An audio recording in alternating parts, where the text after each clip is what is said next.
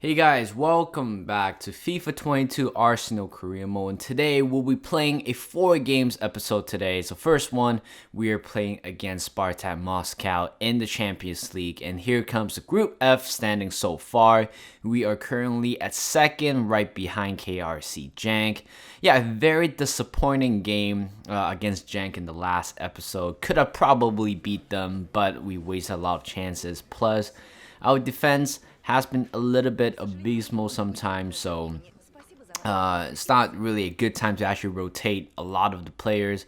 But today, knowing we were playing against Spartak Moscow, we might get a benefit of a doubt.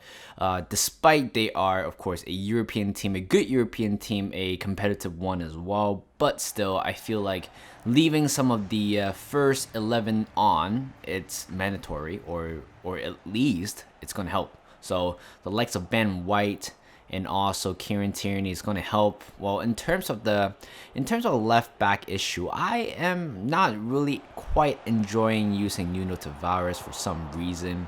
I mean, he has the potential to be a good player, approximately 83 or 84 rated, backup left back. But so far right now, he is not quite of a standout person for me. So I mean, in this type of game, in the CL Champions League, I believe I really do need a much better left back in this case. And Kieran Tierney is the only one that I can actually rely on in terms of that position. Because honestly, who else? We have Nuno Tavares, yes, a good squad player, but is he good enough to play in the Champions League game? I'm not sure about that, but we'll find out eventually. So in the 36th minute right here, we are taking a 2-0 lead. Ronaldo Sanchez with the goal just now, and Felipe Coutinho with the first goal of the game. And moving on to the second half right here. Here comes Martinelli going him by himself, and what a great save by the goalkeeper. Actually, I don't think the goalkeeper touched it, but yeah, could have probably buries that one to 3-0, but again, a very poor finish in the end. Kind of disappointing everybody, and what a great save by Neto. And Neto, as I said before, he is such a great player, to be honest, a great backup goalkeeper, and I can totally rely on him when it comes to like gameplay like this or games like this in the Champions League or Carabao Cup or FA Cup. I can totally rely on him, not just Ramsdale, but at one point Ramsdale will be coming on, making his first ever European appearance, because so far we have been using Neto in goal throughout the whole campaign in terms of the Champions League. And moving on to the second game of this series, or second game of this episode, we are playing against Leeds United. Last time out, we lost both of the fixtures against Leeds United. I think we got battered quite poorly at the Leeds Stadium. It was like 4-1, but I forgot the home score. I believe it was like 2-1. But yeah, it was a very poor game last season. But right here in the first half, within 3 minutes, Patrick Bamford right there just scores a absolute banger. Literally within 3 minutes. And I can't really blame anybody. The only player that I can blame, it's probably the whole defensive line. Could have probably do a little bit better in terms of holding the line well. But instead giving Patrick Bamford a little bit of a space to actually go through everybody, which is kind of too easy, to be honest. And it wouldn't matter because later on, Martin Ødegaard, he is literally a baller, guys. Like, this guy is heading towards 90. I don't know if he's gonna reach 90 on his rating. Right now he's at what, 87, 88. But I really hope he is going to reach 90. But I believe last season when I played with Fulham career mode, I don't think any of the players actually reached 90.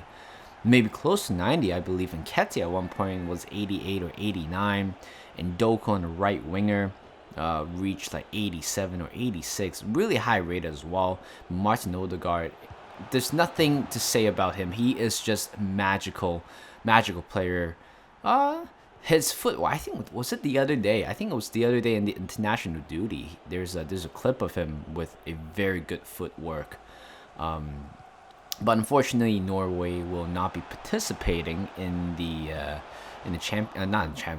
World Cup, and it's sad to see because you have world class players like Martin Ødegaard and Erling Haaland, and I think it's really tough to actually leave out probably two of the best youngsters in this world and not playing not playing in the World Cup. And of course, I'm from Canada, and we qualified for World Cup, and it's like first time since 1986, and it is going to be a wild one. I think, well, they call it soccer here, but I feel like football here has been growing quite a lot since the likes of Jonathan David. I think a lot of players are playing in the European campaign or European team.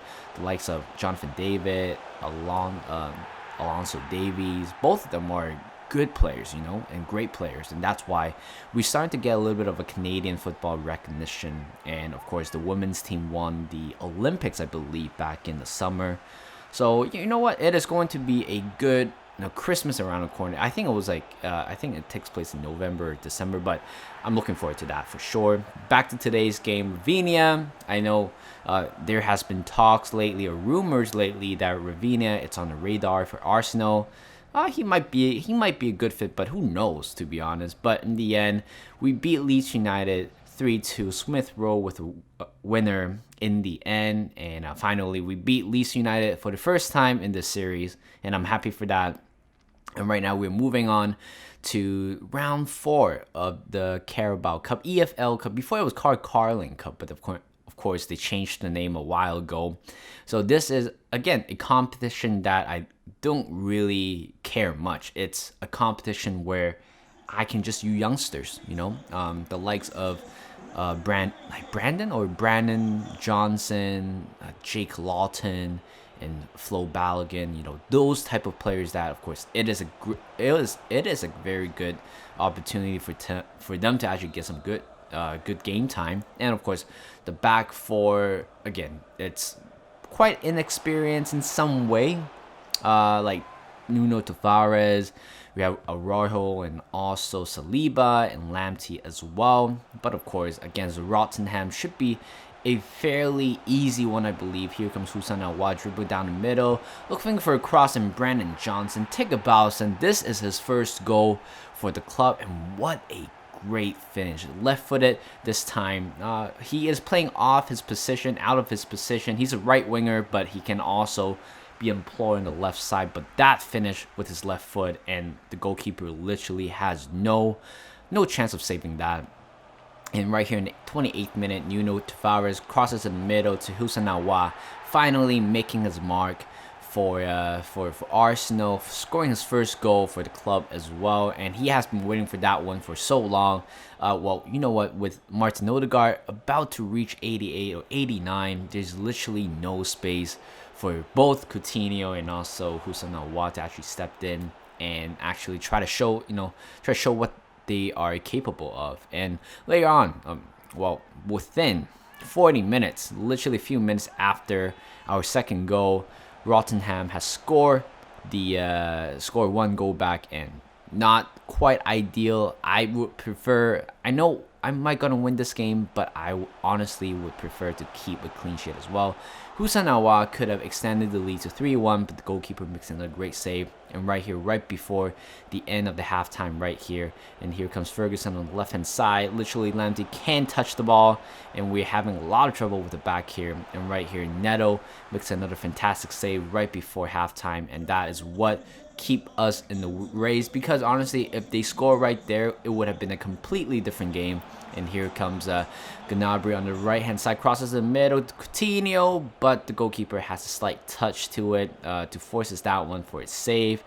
And Rotherham are still in the game so far. And here comes Rotherham in the offense inside the box, where Neto makes a very last-minute instinctive play or instinctive save to keep us in the game. We just need one goal to split the difference. And here comes Brandon Johnson making his second debut or second game or third game for the club. And right there, we literally put a daggers in Rotherham, and 3-1 is the final score. And Johnson is definitely the player of the game, scoring a beauty and of course scoring the game deciding winner.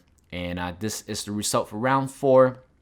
Spurs beat Manchester United And then Huddersfield beat Chelsea, and of course Liverpool is also out of the race. And Carabao Cup seems to be much of a easier draw right now. And moving on to the last game of this episode, we are traveling back to Craven Cottage at Fulham, and this brings me back a lot of memories. Looking at the starting lineup right there, compare to last season that I played with this Fulham team, and it basically everybody. I don't see a lot of familiar faces. Of course, the main ones, Mitrovic. He played for us for a while, a good backup as well. For the first season, I kind of do rely on him also, and Nketiah in the front line. And of course, Brian, the left back as well. I believe he only played a few games for us. And I believe, Anthony Robinson, the American left back, is still there, playing on the bench today, apparently. And who else is in the team? Tom Kearney is still there, and our former captain. I have to keep hold of him until, I don't know, did I sell him in the end? I literally forgot about it. But yeah, it's great to be back at Craven Cottage. A lot of memories and a pretty successful series, I believe. I think that was a series where I, kind of got into editing in terms of Photoshop, because I feel like having a good or an appealing thumbnail is very important, to attract my viewers. And yeah, back to today's game. 2-0 already. Alexander Isak with a header to extend the lead to 2-0. And pretty sure Fulham, it's a newly promoted team. Of course, it might, based on the team that we are having right now, we know that it is going to be a very easy battle. And Isak, what a cheeky little chip in the end. Just dribble past the defender and also tricks the goalkeeper. And 3-0. I think that's a hat trick for Alexander Isak, and he's just phenomenal player for us since he signs for Arsenal about a year ago. And here comes Smith, bro. I couldn't really pronounce his name, but Ødegaard scores right there, 4-0. And Ødegaard has been scoring a lot of goals, and I really do enjoy, having him in the score sheet as well. I believe he might be tying for the goals, for the highest goal scores for this season. And Martin Ødegaard, 2 goals for him already, 5-0 in this game. But you know what? I'm still even though we have a very overpowering offensive team. One day I feel like I want to reach to a double digit. Well, hopefully that's going to happen in some seasons, or maybe somewhere along the season. But yeah, Rams keep us in the race right there with a good save. In the end, we finished the game 5-1. A very easy game, but it was a little bit bummed out that we couldn't keep the clean sheet. And here is the league table. We are currently at first with 8 wins and 2 losses, no draws, 24 points, and we are 1 point ahead of Newcastle United and 2 points ahead of Leicester City. And a very surprising table in general, because Man City are currently falling behind 6th place, and of course a lot of big names are still kind of catching up. I know it's still early in the season, but we are trying to make the most of it at this point. Yeah, 10 games in. I remember my friend told me back in high school, where the top, or not the top 10 game, but the first 10 games of the season are quite important, because that kind of sets you a foundation throughout the whole season. And I believe he's right, because 10 games in, we are currently at first with 24 points. Even though we lost 2 games, not very ideal, but we at least get the job done, winning the majority of the games. And right now we are at first place. And Swansea City and Crystal Palace and also Aston Villa are on the relegation zone. But of course, 10 games means nothing. They still have a chance to climb back, but who knows? So yeah, thank you guys for watching. Like this video, subscribe to my channel, and I'll see you guys in a bit.